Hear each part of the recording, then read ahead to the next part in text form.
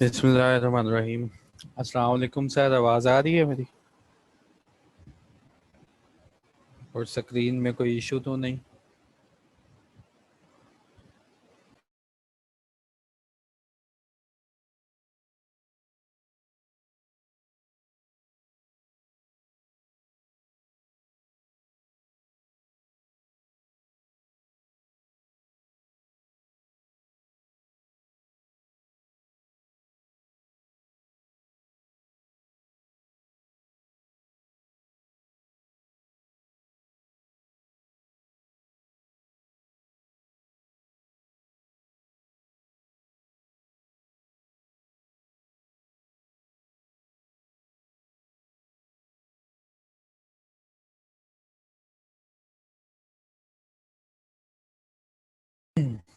चलें, ठीक है, थैंक यू। तो 5 मिनट इंतज़ार करेंगे, तब तक जो है बाकी लोग भी अटेंड कर ले मीटिंग को, और इंशाल्लाह 5 मिनट के बाद हम कंटिन्यू करेंगे।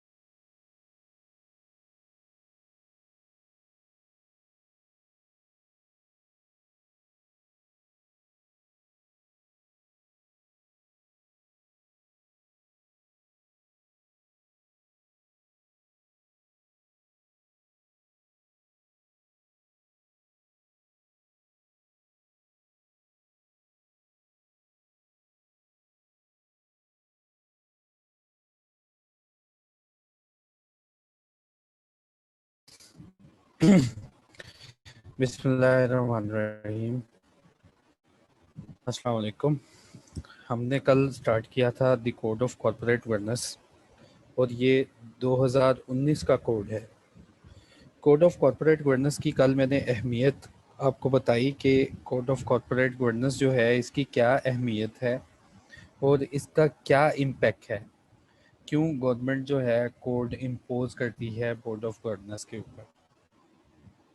तो कल मैंने ये भी आपको बताया कि जो लिस्टेड कंपनीज होती हैं इनका इकोनॉमी पे लार्ज इम्पैक्ट होता है, इसमें बहुत ज़्यादा नंबर ऑफ़ पीपल्स की इन्वेस्टमेंट इन्वॉल्व होती है। तो लिस्टेड कंपनी का जब इम्पैक्ट ज़्यादा है तो इसमें एसईसीपी का कंसर्न भी ज़्यादा है, क्योंकि एसईसीपी एक ऐसी स्टैट्यूटरी ऑर्गेनाइजेशन है जो कि कंपनीज को कंट्रोल कर रही है कि वो कंपनीज ग्रोथ भी करें और लोगों को उनके साथ फेयर रिप्रेजेंटेशन के साथ चले। तो कोड ऑफ कॉरपोरेट गवर्नेंस में इसको पढ़ाने से पहले मैंने आपको बताया था कल कि कोड होता क्या है, कि कंपनी के साथ कंपनी के स्टेक होल्डर्स इन्वॉल्व होते हैं। किसी भी कंपनी के स्टेक होल्डर्स की अगर बात की जाए, आवाज़ कट रही है, ज़रा आवाज़ का फीडबैक दें मुझे। हेलो, मुझे मैसेज आया वॉइस जो है वो डिस्टॉर्शन है। Not, no sir, clear clear है। चलें ठीक है, वॉइस मेरी क्लियर है। अगर किसी को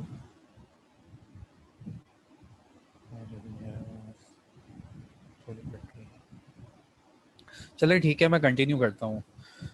साथ अगर दोबारा मसला हुआ तो आप मुझे मैसेज करेंगे। अभी तो साथ को वॉइस क्लियर है। साद बिन मुस्तफ़ा, साथ सिर्फ आप मुझे मैसेज करेंगे, ओके।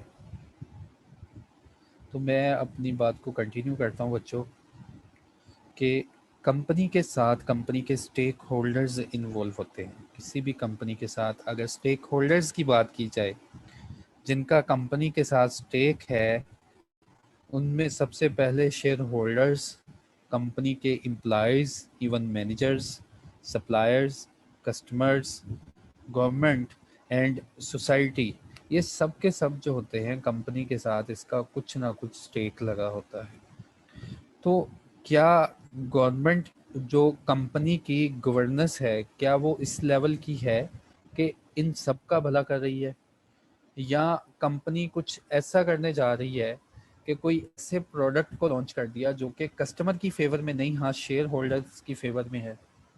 आपने देखा होगा, कई बार न्यूज़ सुनी होगी कि कंपनीज जो है अपने कस्टमर्स के साथ कैसे खेल जाती हैं, इवन के अपने एम्प्लॉयज़ के साथ कैसे वो काम कर रही होती हैं।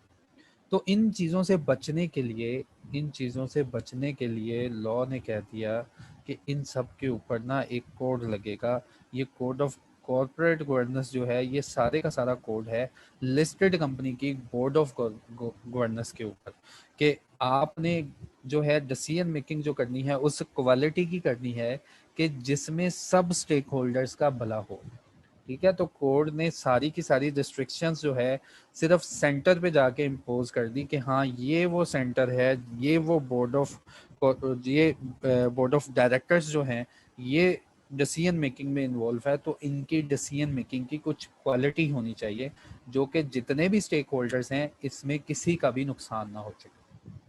तो दैट्स वाई जो कोड है, कोड को अगर एक्सप्लेन किया जाए कि किसी भी जो कोड ऑफ कॉर्पोरेट गवर्नेंस है, इसको अगर मैं इजी वर्ड में एक्सप्लेन करूं, तो कोड ऑफ कॉर्पोरेट गवर्नेंस का मतलब होता है वो तरीकाकार, वो प्रोसेस जिसके ज़रिए कोई भी, जिसके ज़रिए हैंड रेज हो रहा है, एक मिनट यार। साथ वॉइस क्लियर है मेरी? हैंड रेज कर रहे हैं बच्चे, सकता है मेरा नेट का इशू है। साद बिन मुस्तफ़ा आप मैसेज करेंगे, ठीक है क्लियर है। अब मुझे यार किसी बच्चे ने रोकना नहीं, ठीक है ओके। चलें अब मैं सीक्वेंस बनाने लगा हूँ। देखिए, कोड ऑफ कॉर्पोरेट गवर्नेंस क्या है, ये कहना गलत नहीं होगा कि कोड ऑफ कॉर्पोरेट गवर्नेंस एक ऐसा तरीक़ेकार, एक ऐसा मैकेनिज्म है जो कि एक स्टैट्यूटरी बॉडी जो है या गवर्नमेंट जो है वो यूज़ करती है, किसी भी कॉर्पोरेट बॉडीज़ को कंट्रोल और ऑपरेट करने के लिए। ये कोड ऑफ कॉर्पोरेट गवर्नेंस क्या करते हैं, इन कोड ऑफ कॉर्पोरेट गवर्नेंस में हमें पढ़ना पड़ता है कि जो बोर्ड ऑफ डायरेक्टर्स में बैठेंगे उनकी कंपोजिशन और उनकी डेवलपमेंट कैसे होनी चाहिए, क्योंकि यही वो लोग रिस्पॉन्सिबल हैं जो कि लिस्टेड कंपनी की डिसीजन मेकिंग में इन्वॉल्व होते हैं। इनका स्टेक कितना होना चाहिए, इनकी रेम्यूनरेशन कितनी होनी चाहिए, और इनको बता दो कि अगर कोई डिसीजन मेकिंग लेगा तो वो उसके लिए अकाउंटेबल भी होगा। फिर देयर आफ्टर इनकी ऑडिट की क्वालिटी होनी चाहिए। अगर ऑडिट की क्वालिटी होगी, अकाउंटेबिलिटी होगी, तो पब्लिक का ट्रस्ट ज़्यादा होगा, ऑर्गेनाइजेशंस अच्छा परफॉर्म कर सकेंगी। और रिलेशंस विद शेयर होल्डर्स या स्टेक होल्डर्स, इनका कैसा रिलेशन और कैसे इस रिलेशन को हमने कंट्रोल करना है। तो ये 4-5 ऑब्जेक्टिव होते हैं किसी भी कोड के, जो कि एक कंट्री या एक ऑर्गेनाइजेशन बनाती है कॉर्पोरेट लेवल को कंट्रोल करने के लिए। उसके बाद कल मैंने आपको बताया था जो हमारा कोड है, कोड ऑफ कॉर्पोरेट गवर्नेंस 2019 का, उसके 4 ऑब्जेक्टिव है कि एक तो लीडरशिप स्ट्रॉन्ग होनी चाहिए, दूसरा अकाउंटेबिलिटी होनी चाहिए, तीसरा डिसीजन मेकिंग में ट्रांसपेरेंसी होनी चाहिए, जो भी डिसीजन लेने हैं ओपन लेने हैं, जो भी डिसीजन लेने हैं उनके उनमें फेयरनेस होनी चाहिए। ऐसा नहीं कि किसी भी डायरेक्टर्स का दिल किया, हाँ जी हमने ये डिसीजन लिया तो बस ले लिया। कोड ऑफ कॉर्पोरेट गवर्नेंस कहता है जो भी डिसीजन मेकिंग ली जाएगी वो पूरे एक ट्रांसपेरेंट मैनर से ली जाएगी, उसका पूरा रिकॉर्ड होगा, उसके पीछे सारी कैलकुलेशन होगी। फिर उसके बाद अगर ये तीनों बातें ऊपर वाली प्रूव हो जाएं तो चौथा जो कोड का ऑब्जेक्टिव है कि किसी भी कंपनी में ग्रोथ होगी, और ग्रोथ जब होगी तो उसके सारे के सारे स्टेक होल्डर्स खुश होंगे और डिस्ट्रीब्यूशन ऑफ वेल्थ भी होगी। तो ये एक हल्का सा कंसेप्ट है कोड का। और ये कोड फिर कल मैंने आपको बताया था कि 2019 का कोड किसने इम्पोज किया था। एससीसीपी ने एक एसआरओ इशू किया था 25 सितंबर 2019 को। इससे पहले भी कोड आते रहे हैं। सबसे पहले कोड की कहानी शुरू हुई है 2002 के बाद 2007, फिर 2012, फिर 2017। 2019 के कोड के आने से पहले ये जो 3 कोड मौजूद थे ये बहुत स्ट्रिक्ट और बहुत स्ट्रेट फॉरवर्ड थे। इनमें किसी भी किस्म की गुंजाइश नहीं थी कि आपने किसी ना किसी प्रोविजन को अगर आपने नहीं माना तो आपके ऊपर एक हैवी फाइन इम्पोज होता है। लेकिन 2019 के कोड की ये ब्यूटी है कि ये सारे का सारा फ्लेक्सिबल है। इसमें सारे का सारा फ्लेक्सिबल है। इसमें चले मैं वॉइस ठीक करता हूँ। इसमें सारे का सारा फ्लेक्सिबल है ये कोड। और इसमें जो है थोड़ा सा जो 29% है वो मैंडेटरी पोर्शन है कि उसको मान के ही चलना है, उसके अलावा गुजारा ही नहीं है। ठीक है, ये भी कल मैंने डिटेल में बता दिया था कि 2019 का कोड किसने इम्पोज किया और क्यों इम्पोज किया। क्योंकि एससीसीपी ने अपनी पार्ट्स जो है ये ड्राइव की हैं कंपनीज एक्ट 2017 से। उसने रेफरेंस दिया है कि मेरी पावर है सेक्शन नंबर 156 और सेक्शन नंबर 512 में कि मैं कभी भी इन कॉर्पोरेट बॉडीज को रेगुलेट करने के लिए कोई ना कोई असूल, रूल्स या रेगुलेशन इम्पोज कर सकता हूँ। ठीक है, तो इन सेक्शंस को यूज करते हुए सिर्फ और सिर्फ लिस्टेड बॉडी के लिए एक कोड बना दिया गया जिसका नाम है the code of corporate governance 2019। Code में 3 तरह की प्रोविजंस हैं, mandatory provisions, non mandatory provisions और अदर प्रोविजंस। मैंने इनको कैटेगराइज किया पूरा कोड पढ़ के, और मुझे फील हुआ कुछ ऐसी प्रोविजंस है जिनको मानने के बगैर गुजारा ही नहीं, उनको कहते हैं मैंडेटरी प्रोविजंस। और कुछ ऐसी प्रोविजंस हैं जो कि नॉन मैंडेटरी हैं, अगर आप इनको नहीं मानते तो इनका अल्टरनेटिव प्रपोज करो। ठीक है, तो कुछ है रिकमेंडेटरी प्रोविजन कि आप इनको माने या ना माने आपकी मर्जी है, लेकिन रिकमेंडेशन है कि मान लें। उसके बाद क्रिटिकल एनालिसिस कल मैंने आपको शो करवाया था कि मैंडेटरी परवियंस टोटल कोड की बनती हैं 21, नॉन मैंडेटरी परवियंस जो कि आप इनकी बात माने या इनके लिए अल्टरनेटिव प्रपोज कर दें वो है 49, और 29 जो है रिकमेंडेटरी हैं कि हम रिकमेंड कर रहे हैं ऐसा काम हो जाना चाहिए। मैंडेटरी रेगुलेशन कोड 29 कहता है मैंडेटरी रेगुलेशन का मतलब क्या है, ये डेफिनेशन उसने बताई है। मैंडेटरी रेगुलेशन एक ऐसी परवियन है जो कि इसीलिए बनाई गई है कि आपने उसको सख्ती से बस फॉलो ही करना है, इसके ऊपर क्वेश्चन नहीं अरेज करना। तमाम लिस्टेड कंपनीज को ये सुना दिया गया कोड में कि जिसके साथ हमने जिस परवियन में लिख दिया ना मैंडेटरी, उसका मतलब होता है मैंडेटरी। और मैंडेटरी का वर्ड जब कोड ने एक्सप्लेन किया ना, तो कोड ने कहा तो सुनो, मैंडेटरी का मतलब ये होता है कि ये एक ऐसी परवियन है जो कि बनी ही इसलिए है कि तुमने इसको फॉलो ही फॉलो करना, इसके अलावा कोई हल ही नहीं है।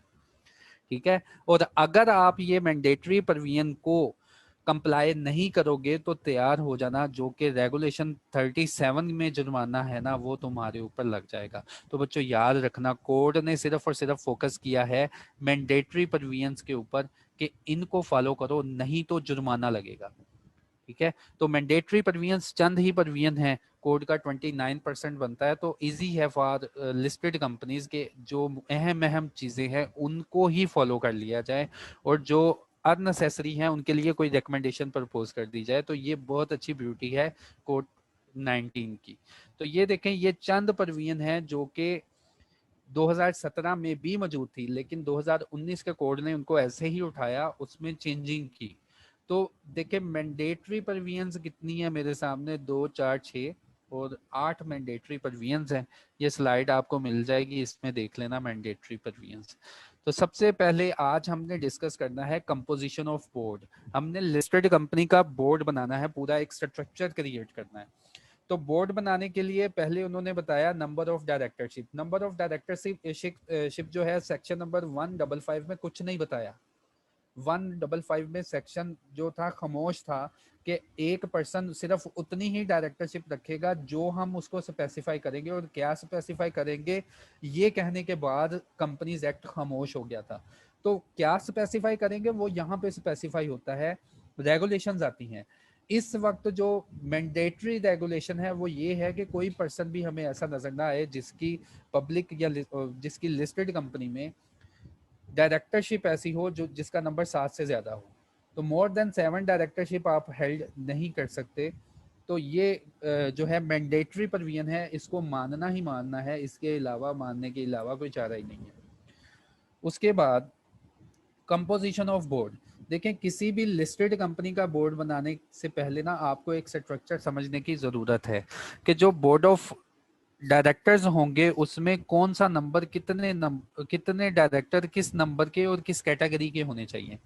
कंपोजिशन ऑफ बोर्ड में कोड ने कहा था कि बोर्ड ऐसा होना चाहिए जो कि उसकी स्किल्स और उसमें डाइवर्सिटी हो, डिफरेंट स्किल्स के लोग बैठे हों। तो कंपोजिशन ऑफ बोर्ड देखी जाए ना तो इसमें 1/3 पोर्शन आता है, 1/3 एटलीस्ट, कम से कम 1/3 पोर्शन आता है इंडिपेंडेंट डायरेक्टर का। कि लिस्टेड कंपनी का जो बोर्ड ऑफ डायरेक्टर होगा उसमें एटलीस्ट कम से कम जो है 1/3 इंडिपेंडेंट इंडिपेंडेंट डायरेक्टर होंगे। एटलीस्ट का मतलब कम से कम। उसके बाद एग्जीक्यूटिव डायरेक्टर जिसमें सीईओ और चेयरमैन, जिसमें सीईओ भी शामिल है। एग्जीक्यूटिव डायरेक्टर जिसमें सीईओ भी शामिल है, वो भी मैक्सिमम 1/3 होंगे।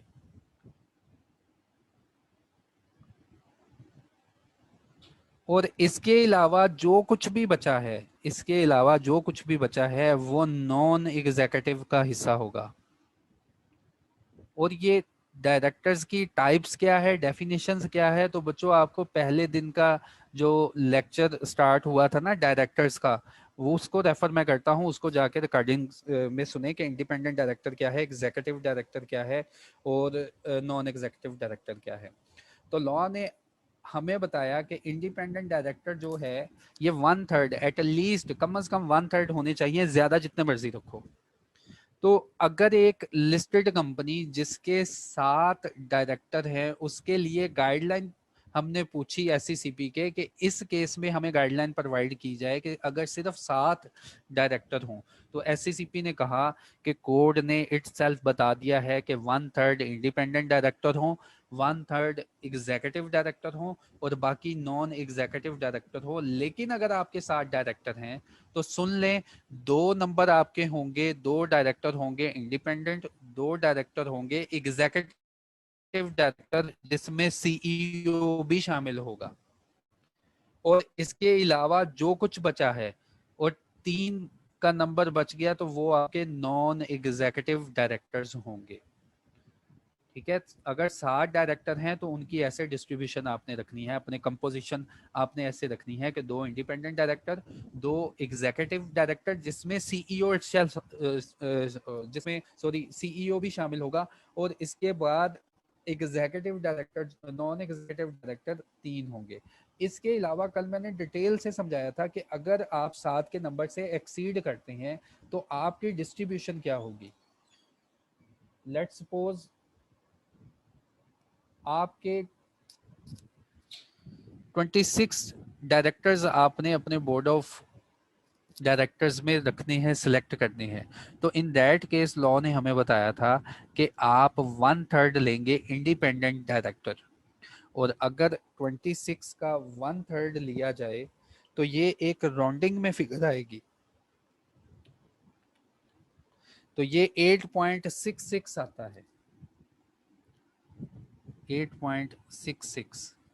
ठीक है, राउंडिंग में जवाब आ गया। इसी तरह अगर आप एग्जीक्यूटिव डायरेक्टर रखने जाएंगे तो कोड की बात मानेंगे तो कोड ने कहा 1/3 मैक्सिमम आपने रखने हैं एग्जीक्यूटिव डायरेक्टर, वो भी जवाब आता है 8.66।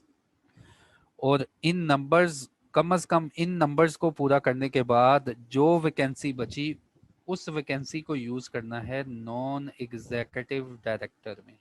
तो कल भी मैंने डिटेल से समझाया था कि अगर आपने, लॉ कहता है आपका जवाब राउंडिंग में आता है 8.66 आ गया अगर, तो ये इंडिपेंडेंट डायरेक्टर है ना, तो लॉ कहता है मैं आपको एडवाइस करता हूं कि इनको नो कर लें आप, अगर तो आपने इंडिपेंडेंट डायरेक्टर रखना है। लेकिन अगर आपने राउंडिंग को एज 1 कंसीडर नहीं किया, आपने 8 इंडिपेंडेंट डायरेक्टर रखे, तो आपको एक्सप्लेनेशन देनी पड़ेगी, आपको एक्सप्लेन करना पड़ेगा एससीपी को कि क्यों आपने ऐसा किया। ठीक है, आपको एससीसीपी को एक्सप्लेन करना पड़ेगा कि क्यों आपने राउंडिंग को एज अ 1 कंसीडर नहीं किया इन दैट केस। इसी तरह अगर आपने एग्जीक्यूटिव डायरेक्टर रखने हैं तो मैक्सिमम 1/3 हैं। तो यहाँ भी कोड गाइडलाइन प्रोवाइड करता है कि यहाँ भी आपके पास 2 अपॉर्चुनिटीज अराइज होती हैं, या तो आप 8 डायरेक्टर रख लें या आप 9 डायरेक्टर रख लें। हाँ, अगर आपने 8 का नंबर चूज किया ना तो वेल एंड गुड, आप किसी को कुछ एक्सप्लेन नहीं करेंगे। हाँ, अगर एग्जीक्यूटिव डायरेक्टर में आपने राउंडिंग को एज 1 कंसीडर कर लिया तो आप फिर एक्सप्लेन करेंगे क्या वजूहात थी जिनकी बिना पर आपने इस राउंडिंग को एग्जीक्यूटिव डायरेक्टर की लाइन में एज अ 1 कंसीडर किया। ठीक है, तो ये इसके ऊपर रेगुलेशन है। और उसके बाद नॉन एग्जीक्यूटिव डायरेक्टर है, फिर सारे के सारे नंबर जो होंगे वो फॉल करेंगे नॉन एग्जीक्यूटिव डायरेक्टर में। जैसे 9 और 8 डायरेक्टर यहाँ पे सिलेक्ट हो गए, तो बाकी का जो नंबर बचा है वो सारे के सारे नॉन एग्जीक्यूटिव डायरेक्टर होंगे, और बाकी जो है वो 9 डायरेक्टर बचे हैं तो वो नॉन एग्जीक्यूटिव डायरेक्टर होंगे। इसके बाद याद रखें कि जो एग्जीक्यूटिव लाइन है उसमें सीईओ भी शामिल होता है। ये कंपोजिशन हो गई कंप्लीट। फिर इनको जो हेड करेगा बच्चों, इनकी मीटिंग्स को, ये पूरे बोर्ड की मीटिंग को, ये सारे का सारा बोर्ड बन गया है 26 डायरेक्टर का। तो लॉ ने हमें बताया कि इनकी बोर्ड को एक पर्सन हेड करेगा। इन बोर्ड मीटिंग्स को, ये सारे की सारी बोर्ड मीटिंग्स को ना एक पर्सन हेड करेगा जिसका नाम होगा चेयरमैन। तो चेयरमैन कौन होगा? तो कोड ने हमें गाइडलाइन प्रोवाइड की कि आम केसेस में तो देखा जाता है कि जिस कंपनी का सीईओ है ना वो ही उस कंपनी का चेयरमैन बन जाता है और डायरेक्टर्स अपनी मीटिंग कर लेते हैं। लेकिन लिस्टेड कंपनी के केस में लॉ ने कहा इट इज मैंडेटरी, ये हमने आपके ऊपर इम्पोज कर दिया है कि लिस्टेड कंपनी का जो चेयरमैन होगा ना वो नॉन एग्जीक्यूटिव डायरेक्टर में से किसी एक पर्सन को आप इस जगह पे बिठाएंगे एज अ चेयरमैन। तो चेयरमैन कौन होगा?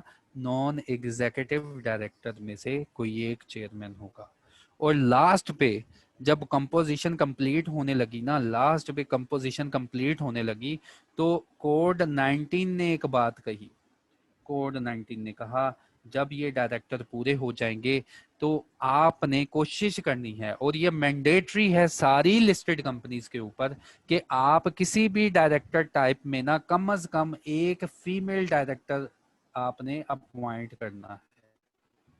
ठीक है, ये सारे डायरेक्टर रखने के बाद आपने ये भी कोशिश रखनी है, और इसके साथ भी मैंडेटरी का वर्ड है, इट इज मैंडेटरी, कि आप जो है इन सारे डायरेक्टर्स में से कम एक फीमेल डायरेक्टर को भी जगह दें।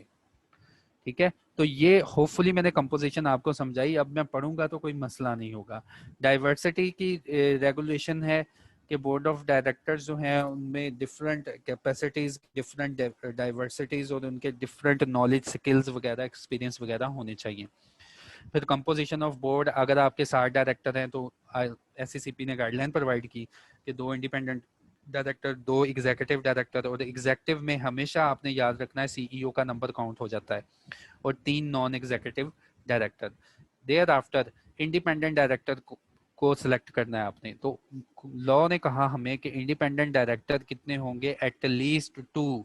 अगर आपके 7 डायरेक्टर हैं तो एटलीस्ट 2 होते हैं, कम से कम 2 होते हैं, या 1/3, या 1/3 of total number with explanation. With explanation, अब इस लाइन को पढ़ लेना, समझ आ जाएगी सारी कहानी। With explanation of fraction not rounded up as 1। समझ आ गई आप लोगों को? अगर आपने 1/3 इंडिपेंडेंट डायरेक्टर रखने हैं ना, राउंडिंग आ गई 1 कर लिया तो कोई एक्सप्लेनेशन नहीं। हाँ, अगर आपके इंडिपेंडेंट डायरेक्टर हैं और आपने उन इंडिपेंडेंट डायरेक्टर्स को एज अ राउंडिंग यूज नहीं किया, राउंडिंग को 1 नहीं बनाया, तो ये देखो विद एक्सप्लेनेशन, आपको एक्सप्लेन करना पड़ेगा कि आपने fraction, with explanation of fraction not rounded up as 1, आपने क्यों उसको एज 1 कंसिडर नहीं किया। तो देखें, ये मैंडेटरी प्रोविजन है हर लिस्टेड कंपनी के ऊपर कि वो अपने बोर्ड में इंडिपेंडेंट डायरेक्टर को अपॉइंट करेगी जो कि 2 या 1/3 होंगे।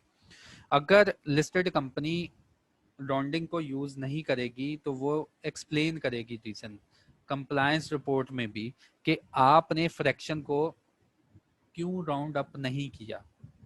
ठीक है, तो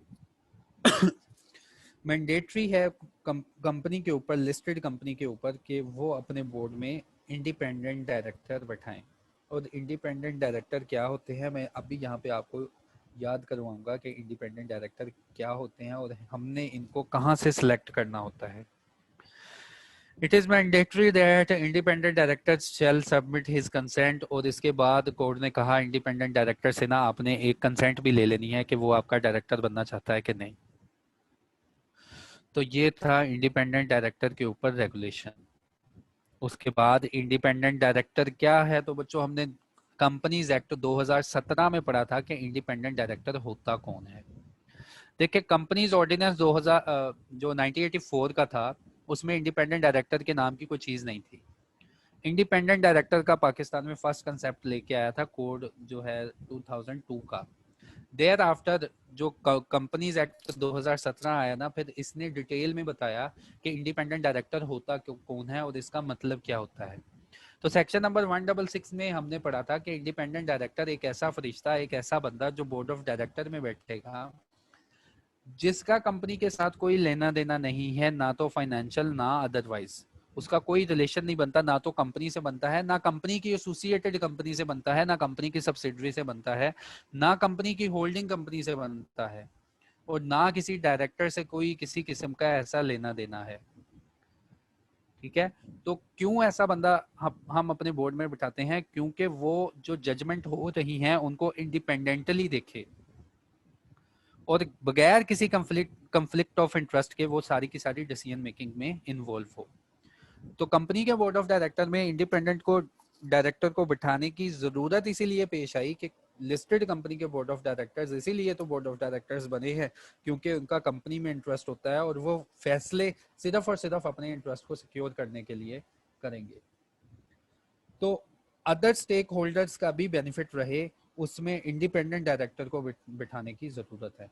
फिर सेक्शन नंबर 166 ने बताया था कि इंडिपेंडेंट डायरेक्टर जो है वो कौन होता है। A director shall not be considered as independent। किसी भी डायरेक्टर को हम इंडिपेंडेंट तस्वर नहीं करेंगे अगर एक से ज्यादा नीचे वाली कंडीशन फुलफिल हो जाती हैं। ये सारी की सारी कंडीशन आप खुद पढ़ेंगे। ठीक है, तो लॉ ने डिटेल में बता दिया कि अगर एक पर्सन, लेट्स सपोज मैं पहली कंडीशन पढ़ता हूं, अगर एक पर्सन एम्प्लॉय है किसी कंपनी का या उसकी सब्सिडरी का या उसकी होल्डिंग कंपनी का, या पिछले 3 साल में वो एम्प्लॉय रह चुका है, तो ऐसा पर्सन किसी भी ऐसी कंपनी का इंडिपेंडेंट डायरेक्टर अपॉइंट नहीं हो सकता। और होपफुली मैंने ये सारी प्रोविजंस पढ़ी हुई है, तो आपने एक बार इसको लाजमी पढ़ लेना और याद कर लेना इंडिपेंडेंट डायरेक्टर होता कौन है। ठीक है, तो ये वाली स्लाइड आपने एक बार लाजमी पढ़नी है। देयर आफ्टर लॉ की रिक्वायरमेंट है कि इंडिपेंडेंट डायरेक्टर जो भी सिलेक्ट करना है ना, एक डेटा बैंक से सिलेक्ट करना है। डेटा बैंक का मतलब एक ऐसा डेटा बैंक, एक ऐसी लिस्ट जो कि Pakistan institute of corporate governance ने बनाई है। डेटा बैंक जो है मेंटेन करना था एससीसीपी ने।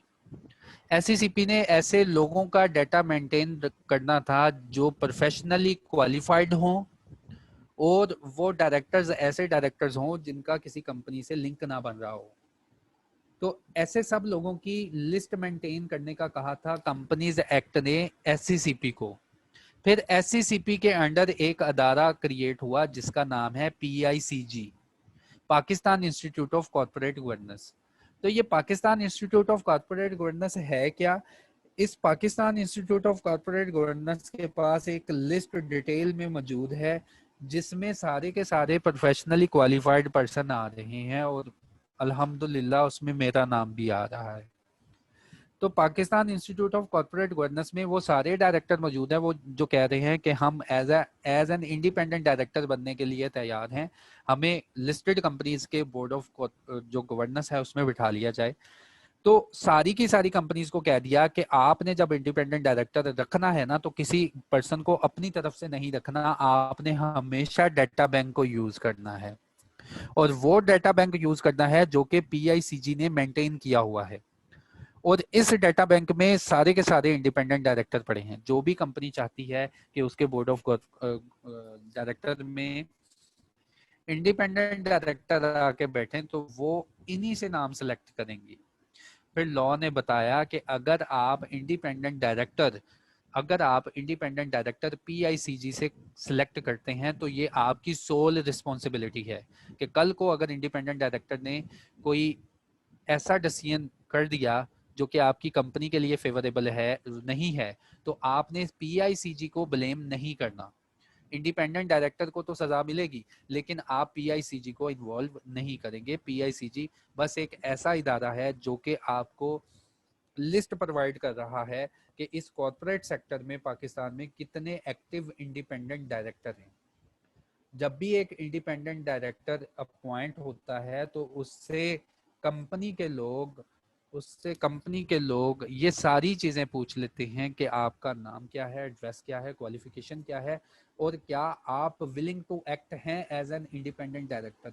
इसके पूछने के बाद इससे पूछा जाता है कि क्या आपका हमारी कंपनी के साथ या किसी होल्डिंग या सब्सिडरी या हमारे डायरेक्टर के साथ कोई रिलेशन फाइनेंशियल या अदरवाइज तो नहीं बनता।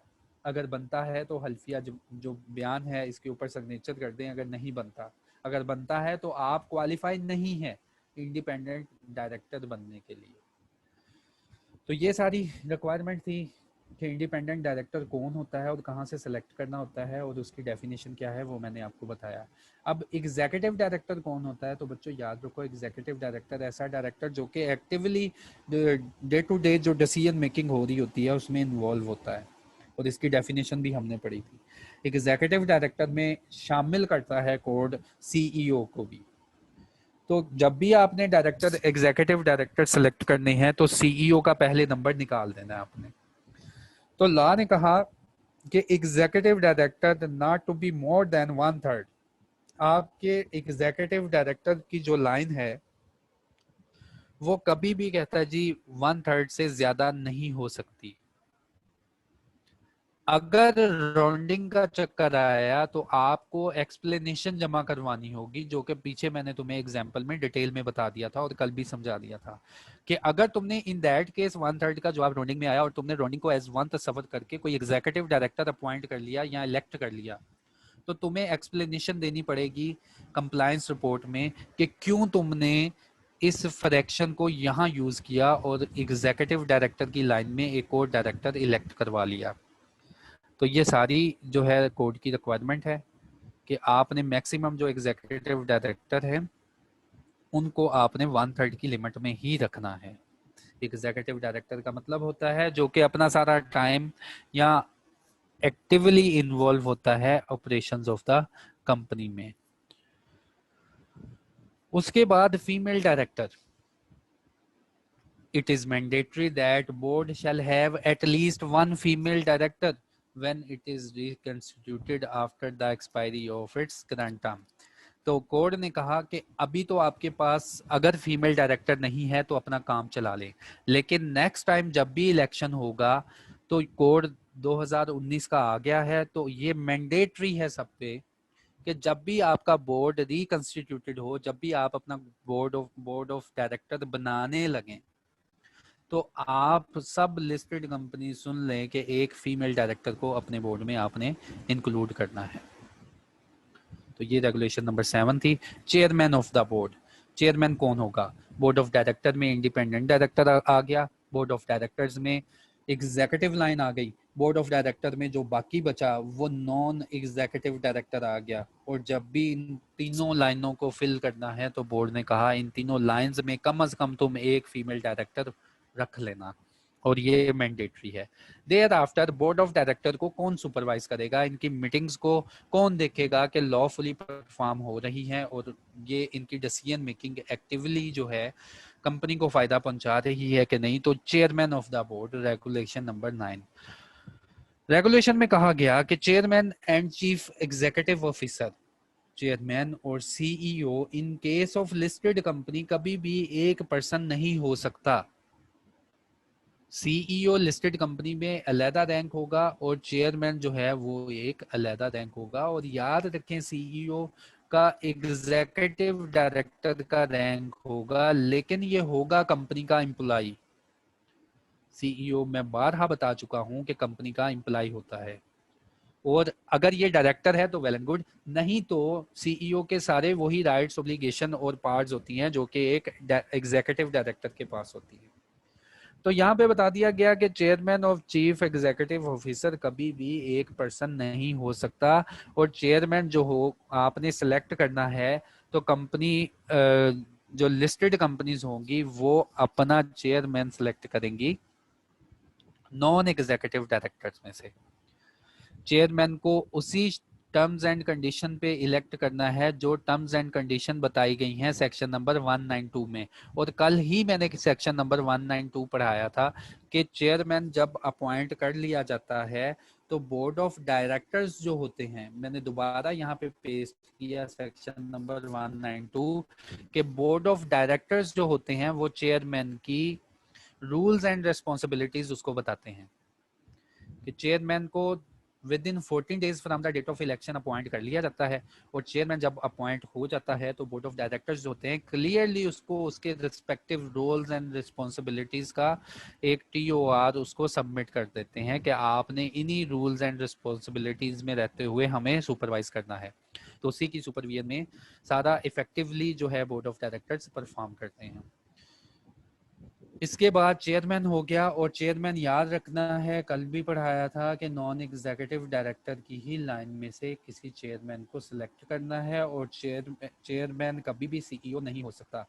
Representation of minority share holders, ऐसे शेयर होल्डर्स जो कि लिस्टेड कंपनी के साथ जुड़े हुए हैं लेकिन उनकी जो शेयर होल्डिंग है बहुत ही कम है, तो इन दैट केस रिकमेंडेशन है, मैंडेटरी नहीं, ना इसको ना ये नॉन मैंडेटरी प्रोविजन है।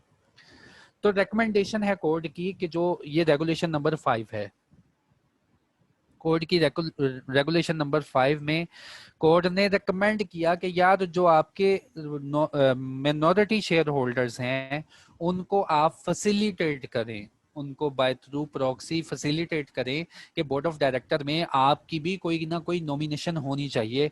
तो बोर्ड कोड ने बताया जो मिनॉरिटी शेयर होल्डर्स हैं जब भी इनको नोटिस भेजोगे मीटिंग का तो उसके साथ एक प्रॉक्सी फॉर्म भेज देना, और डायरेक्टर का जब भी इलेक्शन होगा तो उनको एक नॉमिनेशन का फॉर्म भी भेज देना कि minority directors, minority share holders, ये कंपनी का स्ट्रक्चर है और इतनी इतनी परसेंट की मिनॉरिटी जो है वो कंपनी में मौजूद है और इतने परसेंट की मेजॉरिटी कंपनी में मौजूद है।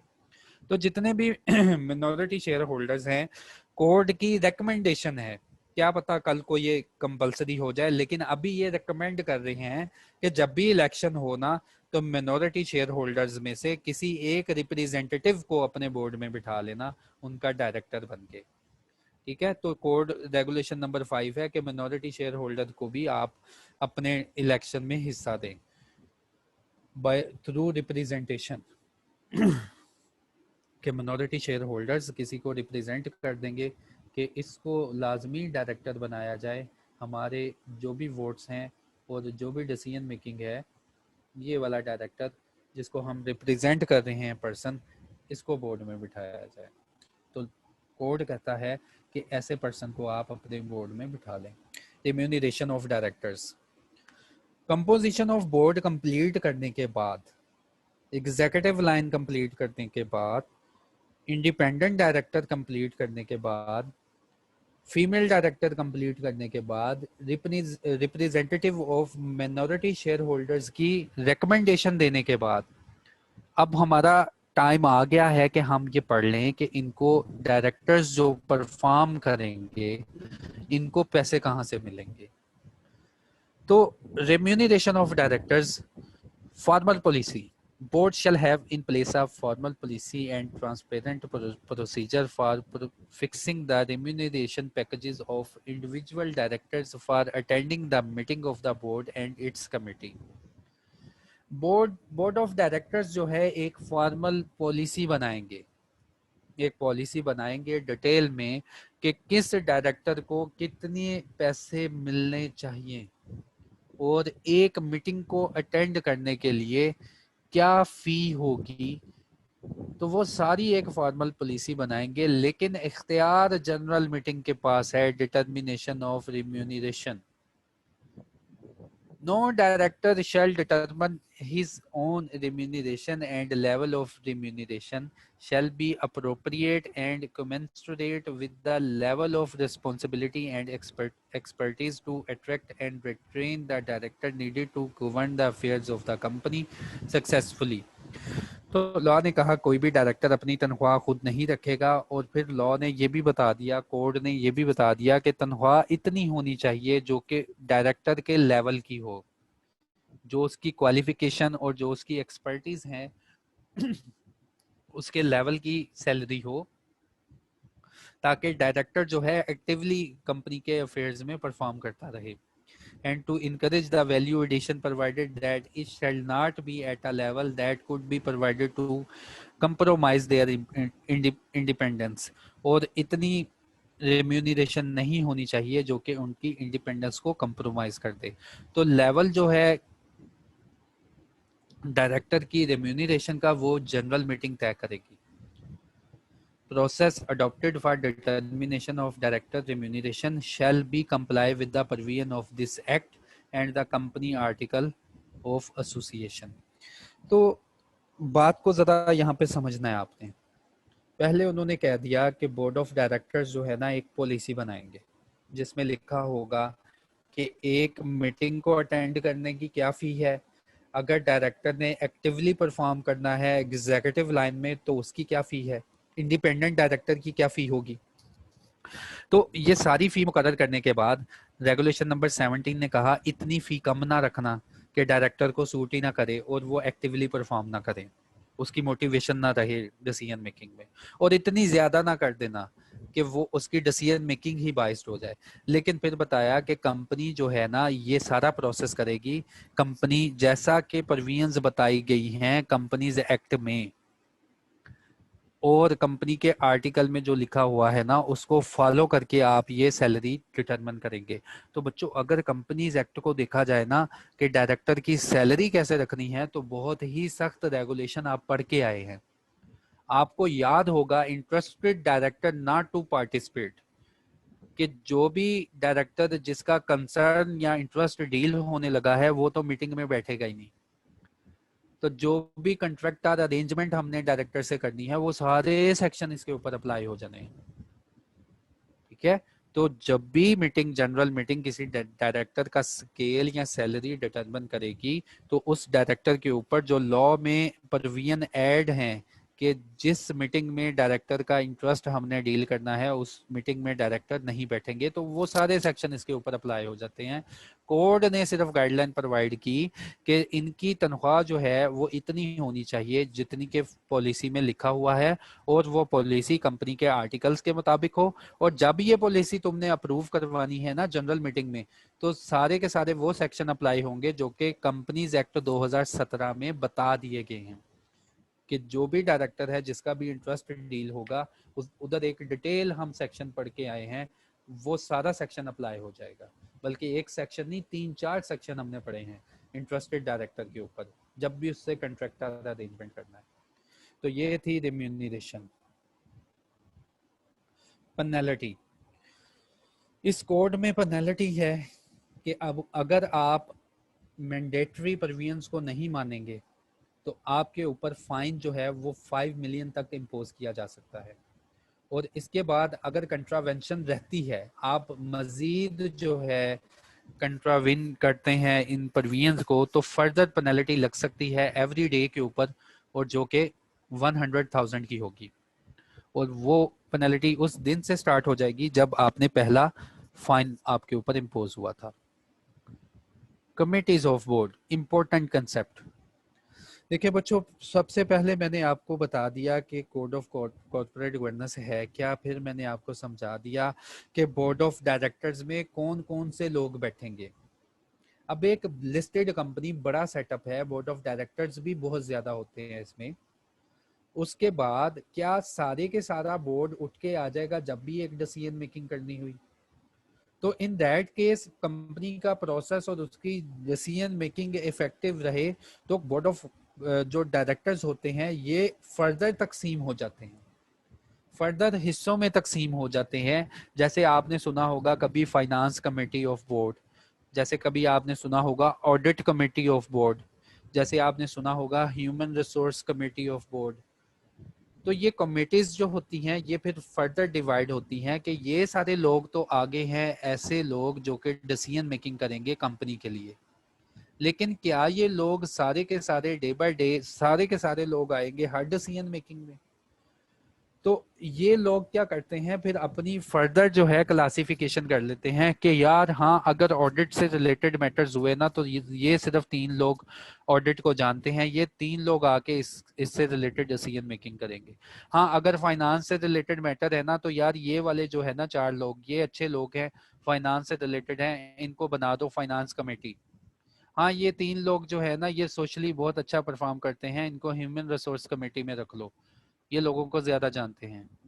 तो ऐसे जो है ना बोर्ड आपस में कैटेगराइज कर, जो बोर्ड को जो बोर्ड ऑफ डायरेक्टर्स है लिस्टेड कंपनी का वो तकसीम होता है इन सब लोगों की कैटेगरीज में। तो कमेटी ऑफ बोर्ड के ऊपर भी रेगुलेशन आई है जो कि मैंडेटरी रेगुलेशन है। इसमें 1-2 मैंडेटरी रेगुलेशन है, बाकी बाकी जो है वो नॉन मैंडेटरी रेगुलेशन है। सबसे पहले जो मेजर कंसर्न है ना कोड ऑफ कॉर्पोरेट गवर्नेंस का वो मेजर कंसर्न बनता है ऑडिट कमेटी से कि अगर इनका ऑडिट कमेटी जो है इसको सख्त कर लिया जाए तो हमें यकीन होगा कि जो लिस्टेड कंपनी है उसकी परफॉर्मेंस भी अच्छी हो जाएगी और उसकी डिसीजन मेकिंग भी बेटर हो जाएगी। तो सबसे पहले आपने देखा कि डायरेक्टर कितने आगे कंपनी के पास, इंडिपेंडेंट डायरेक्टर भी आगे कंपनी के पास, नॉन एग्जीक्यूटिव डायरेक्टर भी आगे कंपनी के पास, जो है एग्जीक्यूटिव डायरेक्टर भी आगे। अब इन्हीं लोगों में से फर्दर जो है कमेटीज कैसे बनेगी और कौन लोग ऑडिट कमेटी में जाएंगे, कौन लोग फाइनेंस कमेटी में और कौन लोग अदर कमेटीज में जाएंगे, वो लॉ ने हमें गाइडलाइन प्रोवाइड कर दी कि अगर इन लोगों में से एक कमेटी बनने जा रही है जिसका नाम आप रखोगे ऑडिट कमेटी, तो वो ऑडिट कमेटी जो है उसमें कौन कौन से पर्सन इन्वॉल्व होने चाहिए और किस किस लेवल के पर्सन इन्वॉल्व होने चाहिए। फरहान इकबाल साहब, आपने हैंड रेज किया, अगर वॉइस का मसला नहीं, कोई क्वेश्चन है ना तो वो टाइप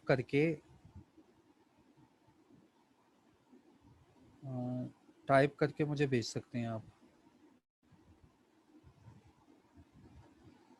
वॉइस क्लियर है साथ मेरी? साथ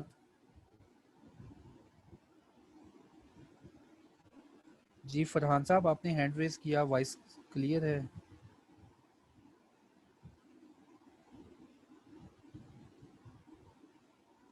ऑलमोस्ट क्लियर। जी फरहान साहब, आपने हैंड रेज किया तो आप सर ऐसा करें, आप मैसेज टाइप करें, जो भी क्वेश्चन है उसको मैं रिप्लाई करूंगा। तो चलें, बोर्ड की कंपोजिशन कंप्लीट करने के बाद देखते हैं ऑडिट कमेटी बनने जा रही है इन लोगों की, और कोड जो है 19 का वो हमें क्या गाइडलाइन प्रोवाइड करता है। कोड 19 ने कह दिया इट इज मैंडेटरी, इसके अलावा कोई हल नहीं है। It is mandatory that audit committee shall be constituted by board keeping in view the following requirements. Law ने कह दिया, ये इम्पोज कर दिया मैंने कि ऑडिट कमेटी में ये लोग जाएंगे और इनको ऐसे ही बनाना है। Board shall establish an audit committee of at least 3 members. Code ने बता दिया कि हर लिस्टेड कंपनी का बोर्ड एक कमेटी बनाएगा जिसमें कम अज कम 3 मेंबर तो लाजमी होंगे। उन 3 मेंबर में कौन कौन लोग शामिल होंगे? उसमें एक नॉन एग्जीक्यूटिव डायरेक्टर होंगे और उसमें एटलीस्ट 1 इंडिपेंडेंट डायरेक्टर होगा। तो जब भी ऑडिट कमेटी बनानी है, लॉ ने कहा कि उसमें सिर्फ और सिर्फ नॉन एग्जीक्यूटिव डायरेक्टर और कम अज कम एक तो इंडिपेंडेंट डायरेक्टर तुमने रखना ही है। ओके, तो बोर्ड ये जो बोर्ड हमने बनाया था जिसमें executive director, non executive director और इसमें इंडिपेंडेंट डायरेक्टर थे, तो हमने एक ऑडिट कमेटी बनाई। लॉ ने कहा ऑडिट कमेटी बनानी है, तो हमने एक ऑडिट कमेटी बनाई। तो इस कमेटी में इंडिपेंडेंट डायरेक्टर से एक डायरेक्टर लेंगे कम से कम, ज्यादा भी ले सकते हैं लेकिन कम से कम एक डायरेक्टर, अगर 3 नंबर रखने हैं। तो बाकी के जो 2 नंबर होंगे वो आप कहता जी नॉन एग्जीक्यूटिव डायरेक्टर भी रख सकते हैं, आपकी मर्जी है। तो ऑडिट कमेटी प्योरली आपने बनानी है 2 डायरेक्टर के कॉम्बिनेशन से, एक इंडिपेंडेंट डायरेक्टर और बाकी जो है नॉन एग्जीक्यूटिव डायरेक्टर। क्यों ऑडिट कमेटी में इनको रखा गया? सेंस बनती है यार कि नॉन एग्जीक्यूटिव डायरेक्टर भी ऐसा डायरेक्टर है जिसका कोई इतना खास इंटरेस्ट नहीं है कंपनी में, ठीक है, वो बेनिफिशियल ओनर नहीं है कंपनी का, उसकी शेयर होल्डिंग 10% से बिलो ही है। और उसके बाद इंडिपेंडेंट डायरेक्टर तो बिल्कुल ही इसका कंपनी के साथ कोई लिंक नहीं बनता। तो इसीलिए इन लोगों को ऑडिट में रखा गया कि ऑडिट कमेटी में ये डायरेक्टर्स जो हैं ये इन्वॉल्व होंगे। फिर चेयरमैन, उस कमेटी को चेयर कौन करेगा? ऑडिट कमेटी बन गई, ये जब मीटिंग किया करेंगे 3 लोग, कम से कम 3 रखे हैं ना, ज्यादा भी हो सकते हैं। जब भी ये मीटिंग करेंगे तो इनकी मीटिंग को लॉफुली कौन सुपरवाइज करेगा? तो लॉ ने कह दिया जो तुमने इंडिपेंडेंट डायरेक्टर रखा है ना इस कमेटी में, वो ही इस कमेटी का हेड होगा, वही इस कमेटी का चेयरमैन होगा। तो देखें ऑडिट कमेटी रेगुलेशन 27, बोर्ड जो है उसके ऊपर मैंडेटरी करार दे दिया कि जब को बोर्ड बन जाता है किसी भी लिस्टेड कंपनी का तो वो एक ऑडिट कमेटी बनाएगा। ऑडिट कमेटी जो है उसमें नॉन एग्जीक्यूटिव डायरेक्टर और एटलीस्ट कम से कम एक इंडिपेंडेंट डायरेक्टर शामिल होगा। चेयरमैन इस कमेटी का कौन होगा? चेयरमैन इस कमेटी का सिर्फ और सिर्फ इंडिपेंडेंट डायरेक्टर होगा। और बात याद रखें, लॉ ने मना कर दिया कि ये वो वाला इंडिपेंडेंट डायरेक्टर होना चाहिए, ये वो वाला इंडिपेंडेंट डायरेक्टर होना चाहिए जो कि चेयरमैन ऑफ द बोर्ड ना हो, जो पूरे बोर्ड की मीटिंग को सुपरवाइज कर रहा हो, वो वाला चेयरमैन रिक्वायरमेंट नहीं है। यहाँ पे किसी ऐसे पर्सन को चेयरमैन बनाना है जो कि सिर्फ और सिर्फ इंडिपेंडेंट डायरेक्टर हो। Board shall satisfy itself that at least one member of the audit committee shall be financially literate। और ऊपर वाली 2 कंडीशन पूरी करने के बाद आपने किसी ऐसे पर्सन को ऑडिट कमेटी में बैठने की इजाजत देनी है, ऐसा पर्सन लाजमी इन्वॉल्व करना है जो कि फाइनेंस को जानता हो। और फाइनेंशियल लिटरेट की डेफिनेशन कोड ने डिटेल में बताई है कि मेरी नजर में फाइनेंशियल लिटरेट कौन सा पर्सन है।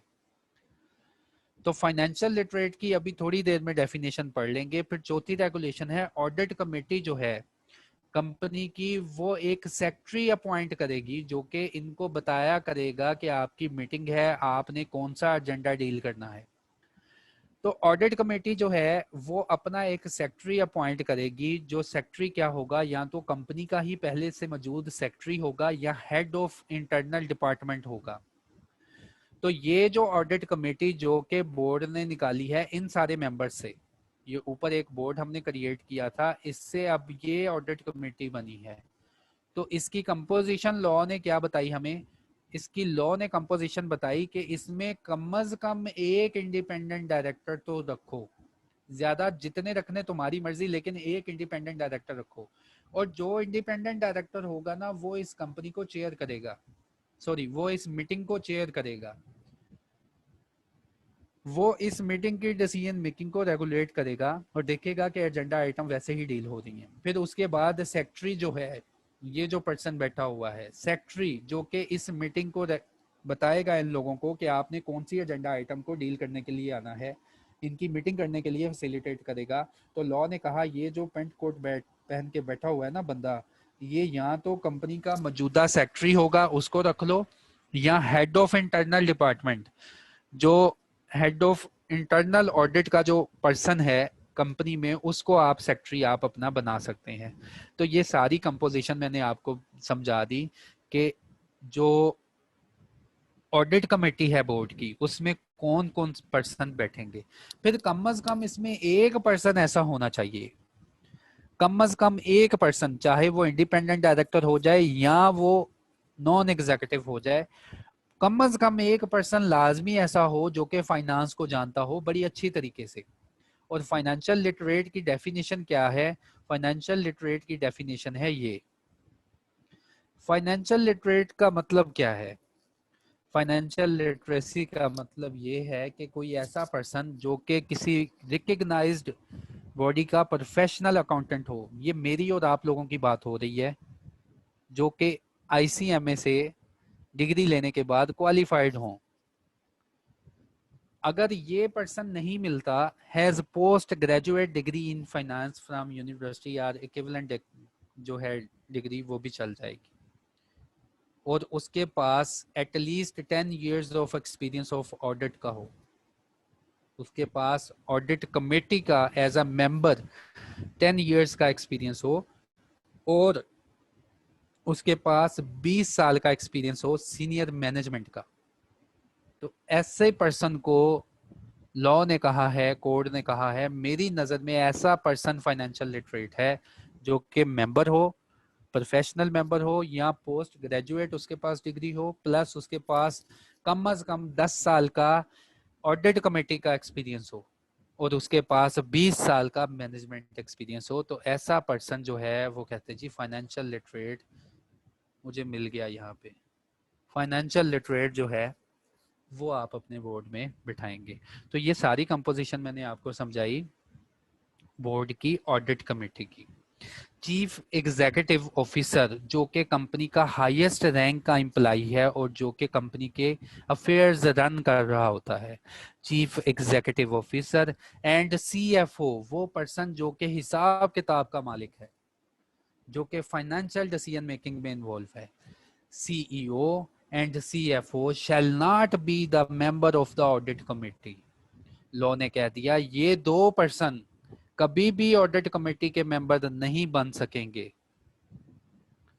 लेकिन अगर जरूरत पड़ी इनसे कोई बात पूछने की, but should be available to attend its meeting at the invitation of chairman of the audit committee. अगर जरूरत पड़ी तो ऑडिट कमेटी का चेयरमैन इनको मीटिंग में इनवाइट करेगा, जरा आके बैठे हमारे सामने। तो ऑडिट कमेटी सख्त बना दी उन लोगों ने। ऑडिट कमेटी में independent director, non executive director है और उनको हेड करेगा इंडिपेंडेंट डायरेक्टर। फिर सेक्रेटरी जो है हेड ऑफ इंटरनल ऑडिट का बना लो या सेक्रेटरी पहले से मौजूद कर लो। फिर जो हाईएस्ट रैंक का एम्प्लॉय है वो इसमें नहीं बैठ सकेगा।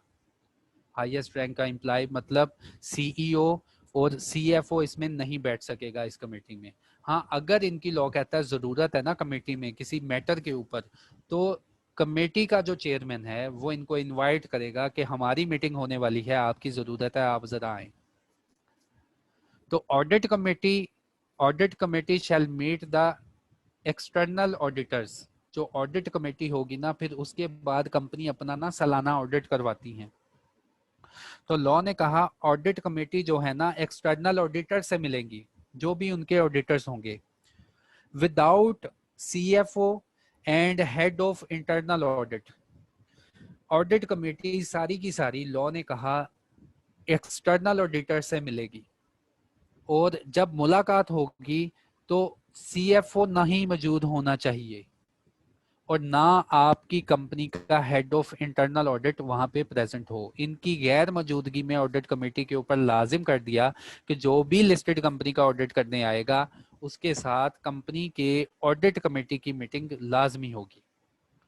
फिर लॉ ने एक और कंडीशन इम्पोज कर दी कि सारी की सारी ऑडिट कमेटी जो है एटलीस्ट वंस अ ईयर, साल में एक दफा लाजमी जो है audit committee at least once a year audit committee shall meet the head of internal audit and other members of the internal audit function without CFO and external auditors।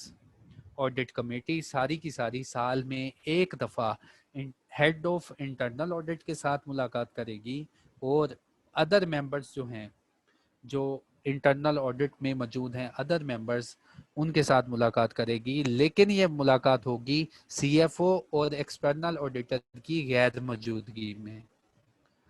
फिर ये mandatory करार दे दिया गया, it is mandatory that board of every company shall determine the terms of reference of the audit committee. ये mandatory करार दे दिया गया, impose कर दिया गया कि बोर्ड जो है, सारे का सारा बोर्ड जो है वो ऑडिट कमेटी को ना उनके रोल्स एंड रिस्पॉन्सिबिलिटीज और उनका स्कोप बना के देगी कि आपके रोल्स एंड रिस्पॉन्सिबिलिटीज क्या होनी चाहिए लॉ की नजर में। तो रूल्स एंड रिस्पॉन्सिबिलिटीज क्या है और क्या क्या चीज इनके इख्तियार में आती है, वो सारी कोड 19 में एक डिटेल में लिस्ट प्रोवाइड की गई है। वो मैं कोड 19 इन रॉ फॉर्म भी आपके साथ जो है ना आज शेयर करूंगा। तो आपने रेगुलेशन नंबर 27 में जाके देख लेना है कि ऑडिट कमेटी की कौन कौन सी टर्म्स ऑफ रेफरेंस में चीजें आती हैं, ये क्या क्या जो है इनका स्कोप होता है। तो ये 2-3 पेजेस का स्कोप था, तो मैंने सोचा कि यहाँ पेस्ट करना अच्छा नहीं लगेगा। तो वो इजी है, आप फाइनेंस की इंफॉर्मेशन रखते हैं, आप एक एक लाइन को पढ़ेंगे तो आपको समझ आ जाएगी कि इनके टर्म्स ऑफ रेफरेंस में क्या क्या होना चाहिए। फिर उसके बाद it is mandatory that secretary of the audit committee shell circulate the minutes of meeting. तो ये बाद में मैंडेटरी करार दे दिया गया कि जो सेक्रेटरी है ना, इसके पास रिस्पॉन्सिबिलिटी होनी चाहिए कि ऑडिट कमेटी को बताए कि इनके जो एजेंडा आइटम हैं वो कौन कौन सी हैं। तो जैसे सेक्रेटरी की रिस्पॉन्सिबिलिटी होती है, ठीक है। तो मैंने डिटेल में बच्चों आपको बताया कि ऑडिट कमेटी क्या है, इसके फंक्शन क्या होते हैं, इसमें कौन कौन से इन्वॉल्व पर्सन होने चाहिए और ये इनका फंक्शन क्या है। तो इससे रिलेटेड अगर कोई क्वेश्चन है तो वो आप मुझसे पूछें। नेक्स्ट जो है human resource committee. Human resource committee ऊपर वाली जो कमेटी थी बच्चों, वो मैंडेटरी कमेटी है। वो किसी हर लिस्टेड कंपनी ने अगर पाकिस्तान में ऑपरेट करना है तो उसने ऑडिट कमेटी कंस्ट्रक्ट करनी ही करनी है, जो कि एटलीस्ट कम अज कम 3 लोगों की होगी। लेकिन ये जो ह्यूमन रिसोर्स कमेटी है ये नॉन मैंडेटरी कमेटी है। लॉ ने कहा आपकी कमेटी हो सकती है जो कि ह्यूमन रिसोर्स कमेटी है, लेकिन इसमें जो पर्सन इन्वॉल्व होंगे ना उनके बारे में बताने लगा है कि आपने इस कमेटी में कौन से पर्सन रखने हैं। There shall be a human resource and remuneration committee.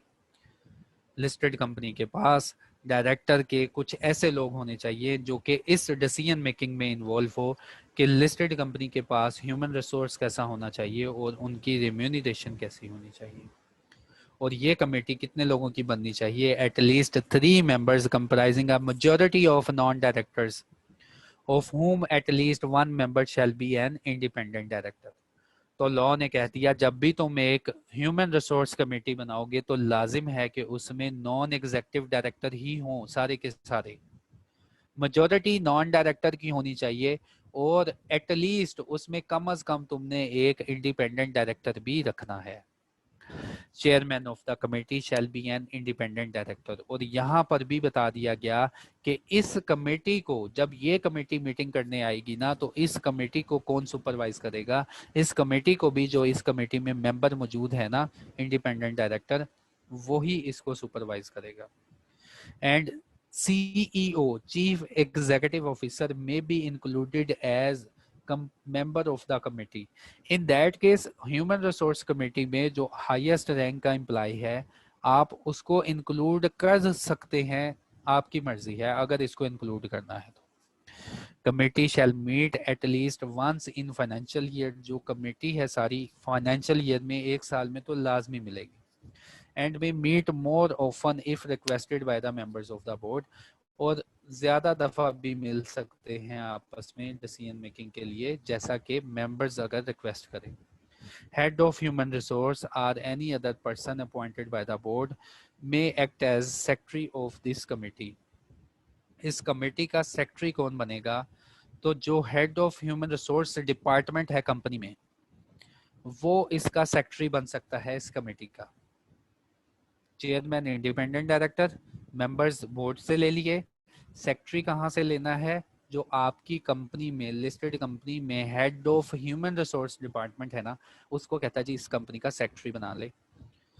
या कोई ऐसा पर्सन जिसको बोर्ड अपॉइंट कर दे। तो CFO if not a member of the committee, head of human resource if not the secretary of the committee, or any other advisor or person may attend the meeting only by the invitation। अगर CFO इस company का member नहीं है, इस committee का member नहीं है और हेड ऑफ ह्यूमन रिसोर्स भी इस कमेटी का मेंबर नहीं है लेकिन वो कंपनी में मौजूद हैं, तो अगर इन लोगों को जरूरत हुई तो इनको इनविटेशन देके बुलाया जा सकता है। Member of committee shall not participate in the proceeding. तो एंड पे बताया कि ये जो मेंबर हैं ऐसी किसी प्रोसीडिंग में इन्वॉल्व नहीं होंगे जिस प्रोसीडिंग में जिस एजेंडा आइटम में इनकी परफॉर्मेंस के बारे में कोई रिव्यू हो रहा हो। तो ह्यूमन रिसोर्स के क्या रिव्यूज होते हैं और वो किन किन चीज़ों के ऊपर काम करते हैं, तो यहाँ पर भी मैं आपको रेफर करूँगा कोड 20 जो 2019 डिटेल में प्रोविजंस मौजूद हैं कि जो ह्यूमन रिसोर्स कमेटी है इसका किरदार क्या है और ये क्या जो है कैसे फंक्शन अपने परफॉर्म करेगी।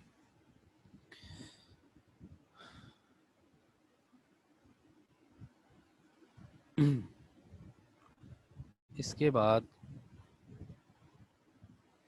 Human resource and remuneration committee, ये मेरे ख्याल से डबल पेस्ट हो गया उससे, ठीक है।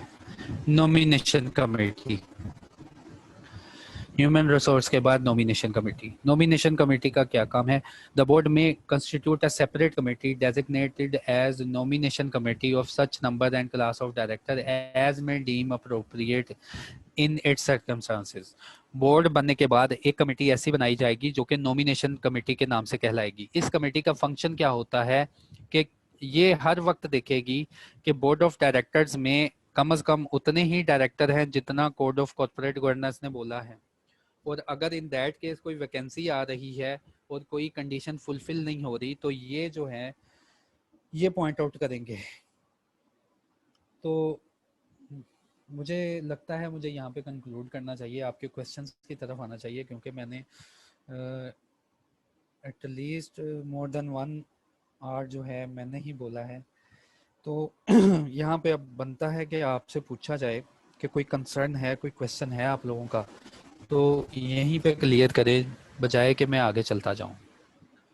मैंने आज के टॉपिक में आपको बताया कि कोड ऑफ कॉर्पोरेट गवर्नेंस है क्या, उसके बाद कोड 19 में 3 तरह की प्रोविजन है, मैंडेटरी, नॉन मैंडेटरी। फिर मैंने आपको पढ़ाया कि बोर्ड को कैसे बनाना है, कंपोजिशन कितनी होनी चाहिए बोर्ड की। फिर मैंने आपको पढ़ाया अच्छा जब बोर्ड बन जाता है ना उसके बाद उसमें माइनॉरिटी रिप्रेजेंटेशन भी रखनी है, कि माइनॉरिटी शेयर होल्डर्स को इख्तियार देना है, ये इन्होंने रिकमेंड किया कोड ने, इख्तियार देना है कि वो अपनी नॉमिनेशन पे किसी पर्सन को इलेक्ट करवा दें। फिर उसके बाद जब एक बोर्ड बन जाता है तो लॉ ने कहा कमिटीज बनेंगी इनकी, कि हर कोई तो सारी डिसीजन मेकिंग में नहीं ना आएगा, तो इनकी कमिटीज बनेंगी। तो कमिटीज बनेंगी, तो कोई क्वेश्चन है आपका? TOR होता है term of reference. Term of reference में ना ज़हीर वो सारी बातें बताते हैं कि आपने क्या करना है, आपने कैसे परफॉर्म करना है, आपकी लिमिटेशन क्या है, आपकी रिस्पॉन्सिबिलिटीज़ क्या है, आपके इख्तियारात क्या हैं, ठीक है। तो टर्म्स ऑफ रेफरेंस सारा कोड ने बताया है कि इनके टर्म्स ऑफ रेफरेंस में बोर्ड क्या क्या चीज़ें लिखेंगे। तो वो एक डिटेल में लंबी चौड़ी एक परवींस है, लाइनें हैं कि अच्छा ऑडिट कमेटी का ये भी इख्तियार है, ऑडिट कमेटी की ये भी रिस्पॉन्सिबिलिटी है, ये भी रिस्पॉन्सिबिलिटी है। तो वो आप एक नज़र देखेंगे, ठीक है। ये हो गया इसका। PICG क्या है? PICG देखें, जब इंडिपेंडेंट डायरेक्टर का सवाल आया था ना कि इंडिपेंडेंट डायरेक्टर कौन होते हैं, तो ये पहली बार कोड जो था ना 2002 का, इसने बताया था इंडिपेंडेंट डायरेक्टर भी कोई चीज़ होती है, क्योंकि कंपनीज ऑर्डिनेंस 1984 में तब ये कंसेप्ट नहीं था। तो कोड 2002 में बताया गया इंडिपेंडेंट डायरेक्टर, लेकिन उस वो इंडिपेंडेंट डायरेक्टर कहाँ से लेने हैं और कैसे सेलेक्ट करने हैं। तो इंडिपेंडेंट डायरेक्टर को क्राइटेरिया क्या था और कैसे सेलेक्ट करते हैं, तो कंपनीज एक्ट 2017 में ना डिटेल में सेक्शन नंबर 166 है, उसमें बताया गया कि इंडिपेंडेंट डायरेक्टर का मतलब होता क्या है। फिर इंडिपेंडेंट डायरेक्टर जो है वो किन किन सर्कमस्टांसेस में इंडिपेंडेंट डायरेक्टर नहीं रहता, अगर उसका कोई लिंक वगैरह निकल आया, वो ये लिंक वगैरह होते हैं, ये मैंने पढ़ाए थे, ये आप एक दफ़ा देख लेना। हाँ, फिर उन्होंने कहा कि इंडिपेंडेंट डायरेक्टर क्या कोई ऐसा ही पर्सन जो चलता फिरता उसको रख लेना जैसे ये जा रहा है। तो उन्होंने कहा कि कोई ऐसा पर्सन नहीं रखना जो ऐसे ही घूम फिर रहा हो, आपने सिर्फ ऐसा इंडिपेंडेंट डायरेक्टर सेलेक्ट करना है जो कि PICG में है। PICG एक ऐसा अदारा है। अच्छा, जब इंडिपेंडेंट डायरेक्टर का सवाल आया तो एक क्वेश्चन अराइज हुआ कि इंडिपेंडेंट डायरेक्टर कहाँ से सेलेक्ट करना है, तो कंपनी एक्ट ने इंस्टीट्यूट, इंस्टीट्यूट का मतलब SECP को कहा कि आप ना एक डाटा बैंक तैयार करें, आप एक लिस्ट बनाएं जिसमें क्वालिफाइड पर्सन हो, जिन लोगों ने कोई मिनिमम क्वालिफिकेशन अचीव की हो, और ये भी हमने पढ़नी है कि ऐसे पर्सन होने चाहिए जो कि क्वालिफाइड हों और विलिंगनेस उनकी लो कि वो इंडिपेंडेंट डायरेक्टर बनना चाहते हैं। SECP को कहा। फिर SECP ने एक ऐसा इदारा क्रिएट किया जो PICG है। Pakistan institute of corporate governance है। आप एससीसीपी की साइट खोलेंगे ना, साइट पे आ रहा है पीआईसीजीबी। तो पीआईसीजी एक गारंटी लिमिटेड ऑर्गेनाइजेशन है जो कि क्रिएट की एससीसीपी ने, और इसके पास ये सारे इंडिपेंडेंट डायरेक्टर की लिस्ट होती है। तो पीआईसीजी से इंडिपेंडेंट डायरेक्टर की लिस्ट निकाल के हम अपनी कंपनी का इंडिपेंडेंट डायरेक्टर सेलेक्ट करते हैं। तो इंडिपेंडेंट डायरेक्टर सेलेक्ट करने के बाद उससे विलिंगनेस ले लेते हैं और उससे बयान हल्फी ले लेते हैं कि आपका हमारी कंपनी के साथ कोई रिलेशन तो नहीं बनता। तो ये सारा चक्कर है इंडिपेंडेंट डायरेक्टर में, और ये सारा चक्कर है पीआईसीजी का। होपफुली मैंने क्लियर कर दिया।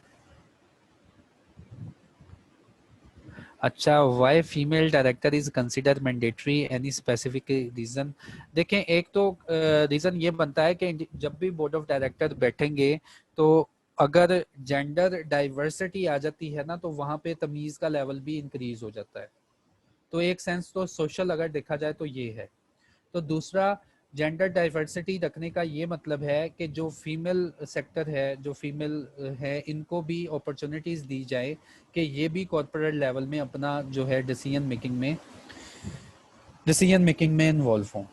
ठीक है, by the way of social मैंने आपको बता दिया कि क्यों रीज़न है इनको रखने का, और बाय द वे ऑफ दूसरा जो साइड है कि फीमेल जो है इनको भी आपने इंक्लूड करना है, इनको भी इक्वल जॉब अपॉर्चुनिटीज़ फराहम करनी है। तो इसलिए हर लिस्टेड कंपनी पे ये इम्पोज कर दिया गया कि जो फीमेल क्वालिफाइड फीमेल हैं उनको भी आप अपने बोर्ड में रखें। सर, मिनोरिटी में जो पर्सन है, जो डायरेक्टर आएगा, प्रोक्सी मिनोरिटी मेंबर्स कंपनी में से होगा। देखिए, ये इख्तियार दिया गया मिनोरिटी को।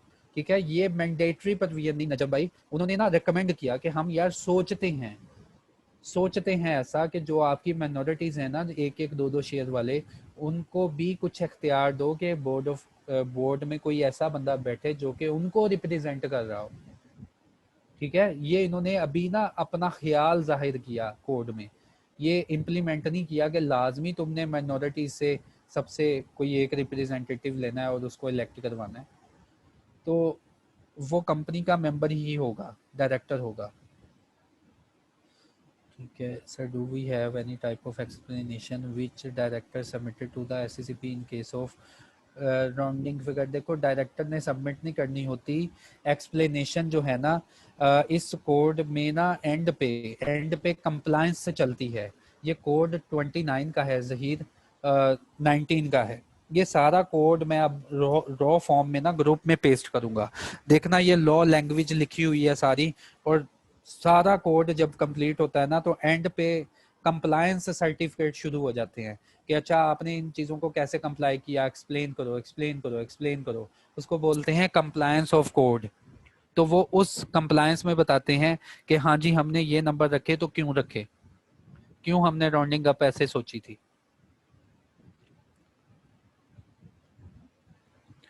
Minority regulation number 5। अच्छा, मिनोरिटी रेगुलेशन नंबर 5 जो है ना,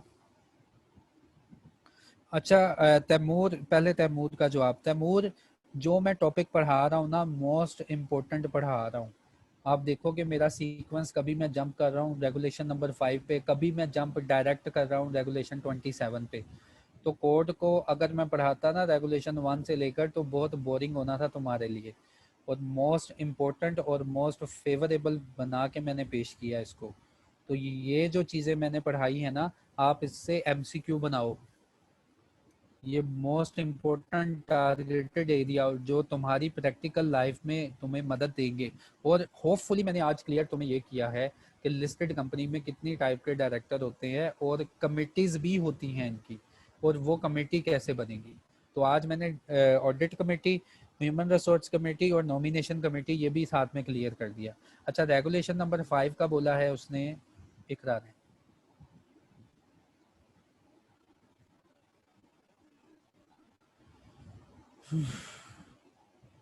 रेगुलेशन नंबर, तो जितने भी क्वेश्चन होते हैं, मेरी आपसे रिक्वेस्ट है आप इनको काइंडली लाजमी सुना करें। हो सकता है कि अब के लिए ये आपका क्वेश्चन नहीं अराइज हुआ, लेकिन हो सकता है बाद में आपको ये क्वेश्चन जो है फील हो कि आपने पूछना था क्वेश्चन। तो शायद किसी का क्वेश्चन आपकी मिसअंडरस्टैंडिंग क्लियर कर जाए। तो रेगुलेशन नंबर 5, तो उन्होंने कहा मेजोरिटी मेंबर्स जो है ना, majority member as a class वो मिल के एक class shall facilitate by board, और उसको फैसिलिटेट करेगा बोर्ड के to contest election of director by proxy solicitation, के मिनॉरिटी जो मेंबर्स हैं ना उनकी एक क्लास बनाई जाए और जिसको बोर्ड जो है ना फैसिलिटेट करें, उनकी मदद करें कि आप भी इलेक्शन में हिस्सा ले सकते हैं बाय प्रॉक्सी सोलिटेशन, के किसी एक पर्सन को नॉमिनेट करके फॉर दिस पर्पस। और इस पर्पस के लिए ना कोर्ट कहता है वो सारे तरीकाकार अपनाओ जो कि इलेक्शन के होते हैं। जैसे इलेक्शन में हमने पढ़ा था ना 159 में कि आपने जब भी नोटिस इशू करना है तो आप एक स्टेटमेंट जो है वो हर कैंडिडेट को दें कि कैंडिडेट जो है इलेक्शन कंटेस्ट अगर करना है तो अपनी नॉमिनेशन भेजें और प्रोफाइल जो है वो भेजें। ठीक है, सेक्शन नंबर 1594 ये पढ़ाया था वहाँ पे कि जब भी नोटिस जाता है ना तो उसके साथ बताया जाता है ये वाले रिटायरिंग डायरेक्टर है, हाँ अगर आप भी डायरेक्टर बनना चाहते हैं ना तो आप अपनी नॉमिनेशन भेज दें। तो कहता है फॉर दिस पर्पस तुम अपने नोटिस के साथ ना एक एनेक्सचर भेजोगे, ये तो पहले से ही भेजते हैं।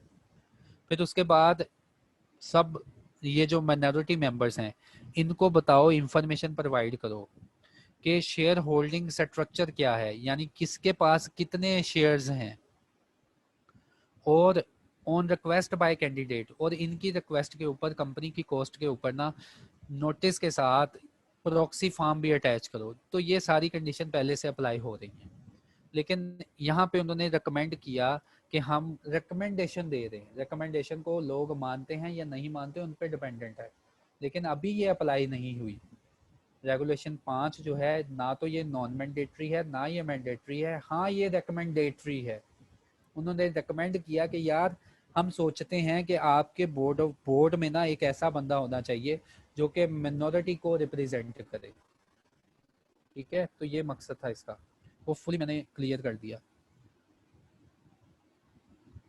नॉमिनेशन कमेटी, अब्बास रजा नॉमिनेशन कमेटी जो है ऐसी कमेटी जो कि बोर्ड ऑफ डायरेक्टर्स में से निकलेगी जिसमें मेजॉरिटी डायरेक्टर्स जो होंगे वो नॉन एग्जीक्यूटिव होंगे और इंडिपेंडेंट डायरेक्टर होंगे। इस नॉमिनेशन कमेटी का काम क्या होगा, ये हर वक्त ये देखती रहेगी कि जो कंपोजिशन हमें लॉ ने बताई है वैसे ही कंपोजिशन हमने रखी है। और जब भी इलेक्शन ऑफ डायरेक्टर होता है ना तो नॉमिनेशन रखनी होती है कि कितने नंबर ऑफ डायरेक्टर हमने सेलेक्ट करने हैं। तो नॉमिनेशन कमेटी के वो सारे जो हैं तरीकाकार और सारे इख्तियारात इसके पास हैं। तैमूर का क्लियर हो गया। अच्छा sir please explain election of CEO. देखो सीईओ मैंने पहले भी बताया कि सीईओ यार इम्प्लाई होता है, तुम ये वैकेंसी अनाउंस करके सीईओ रख सकते हो, इलेक्शन नहीं होता सीईओ का, अपॉइंट होता है। सीईओ अपॉइंटमेंट होती है, सीईओ इलेक्शन नहीं होता। हाँ डायरेक्टर का इलेक्शन होता है, और जो तुमने सेक्शन नंबर 159 में पढ़ा, बाद में सीईओ के सेक्शन पढ़ाए उसमें कहीं मैंने तुम्हें पढ़ाया कि सीईओ का इलेक्शन होने जा रहा है, आ जाओ जिसने इलेक्शन में आना है आ जाओ। लेकिन डायरेक्टर में मैंने आपको ये सारा सेक्रेटेरियल प्रैक्टिसेस करवाई, कैसे लोगों को इनवाइट करना है, आओ इलेक्शन करें। सीईओ जो होता है और चेयरमैन जो होता है इनको अपॉइंट करते हैं। देखो बोर्ड ऑफ डायरेक्टर जब आ जाते हैं ना, ये किसी ऐसे कॉम्पिटेंट बंदे को जो कि डे टू डे कंपनी के अफेयर्स देखे, एक पर्सन को इम्प्लाई रखते हैं अपना कि तुम जो हम डिसीजन मेकिंग करेंगे वो कंपनी के ऊपर इम्प्लीमेंट करो, परफॉर्मेंस लो कंपनी से। तो सीईओ एक परफॉर्मेंस ब्रिज है between the decision making board and between the company. और कंपनी में क्या शामिल है, उसका manager finance, manager marketing, manager सारी कंपनी यार। और चेयरमैन क्या है, बोर्ड ऑफ डायरेक्टर जब आ जाते हैं तो वो मीटिंग करेंगे ना, मीटिंग से पहले किसी एक पर्सन को नॉमिनेट कर देते हैं कि हम जो मीटिंग करने जा रहे हैं देखो वो लॉफुली कर रहे हैं और वैसे ही एजेंडा आइटम डील कर रहे हैं जैसे होनी चाहिए। ठीक है, तो यार ये चेयरमैन होता है। Date of election word use होता है सबूर डायरेक्टर के लिए, कि डायरेक्टर का जब इलेक्शन हो जाएगा तो विद इन 14 डेज वो ये 2 पर्सन जो है ना रखेंगे। ठीक है। हाँ जी, कोड 19 की इकरा, इससे पहले जो कोड आते थे ना वो मुसीबत होती थी लिस्टेड कंपनीज के लिए कि हर दफ़ा एक नया कोड और सारी बात मानो। तो इस बार एससीसीपी ने ऐसा काम किया, बहुत ज़बरदस्त काम किया कि सारी बातें चलो ना मानो, कम अज़ कम ये बातें मानो। अगर ये बातें ना मानी तो सारी पेनल्टी इन पे ही लगेगी, दूसरी बातों के ऊपर पेनल्टी नहीं लगेगी। ठीक है सर, इसमें भी मीटिंग बोर्ड, देखिए बोर्ड की मीटिंग जो होती है ना उसका 7 डेज पहले नोटिस जाता है, तो वो ही सारा प्रोसीजर होगा जो मीटिंग के नोटिस मैंने आपको पढ़ाए हैं ना, सेक्रेटरी बैठ के वैसे ही नोटिस लिखेगा कि ये वाली मीटिंग इस दिन को होने जा रही है। बोर्ड ऑफ डायरेक्टर्स को वो नोटिस भेजेगा कि आपने इस मीटिंग में आना है और ये एजेंडा आइटम डील करनी है। ठीक है, तो ये मैं डिटेल में आपको पढ़ा चुका हूँ मीटिंग्स में कि नोटिस कैसे बनता है और नोटिस किस किस को भेजना है। ये भी मैंने सबूत का कंसर्न भी ख़त्म कर दिया। Sir, is HR committee mandatory committee? देखिए मैंडेटरी नहीं है, लेकिन एचआर कमेटी लाजमी बना लेती हैं लिस्टेड कंपनीज। ठीक है, मैंडेटरी जहाँ था वहाँ पे मैंडेटरी बोला, लेकिन एचआर कमेटी में नॉन मैंडेटरी रेगुलेशन है। उन्होंने कहा आपकी तो लाजमी कोई ना कोई ऐसी कमेटी है ना जो एचआर होती है, तो उसकी कंपोजिशन हम आपको समझाते हैं कि उसमें ये लोग होंगे, मेजोरिटी नॉन एग्जीक्यूटिव डायरेक्टर होगी और फिर एटलीस्ट कम से कम एक इंडिपेंडेंट डायरेक्टर रखना है, फिर उस कमेटी का चेयरमैन उस कमेटी को रेगुलेट करेगा independent director. Sir shall we read term of, देखिए टर्म ऑफ रेफरेंस आपका एग्जाम है एमसीक्यू बेस्ड, तो उसमें तो कोई नहीं आपको लिखवाने लगा कि टर्म ऑफ रेफरेंस लिखो। आप एक नज़र भी देख लेंगे ना तो 3-4 टर्म ऑफ रेफरेंस तो आपको वैसे ही याद हो जाने हैं, क्योंकि आप फाइनेंस से रिलेटेड है। तो टर्म ऑफ रेफरेंस मैं कोड जो है पेस्ट करूंगा, कोड 19 वैसे जैसा एससीसीपी की साइट पे है, तो आप रेगुलेशन नंबर 27 में जाके सारा टर्म ऑफ रेफरेंस उनका देख लेना। What is term of reference ये मैंने बता दिया जहीर को।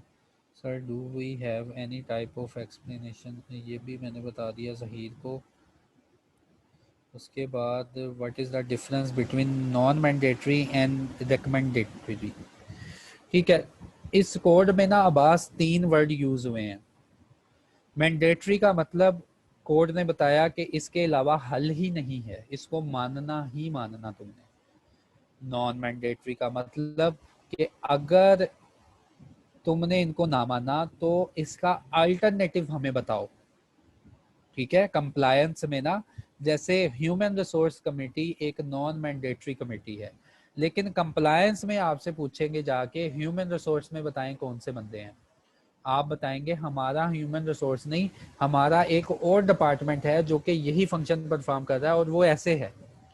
ठीक है, तो इसको कहते हैं नॉन मैंडेटरी।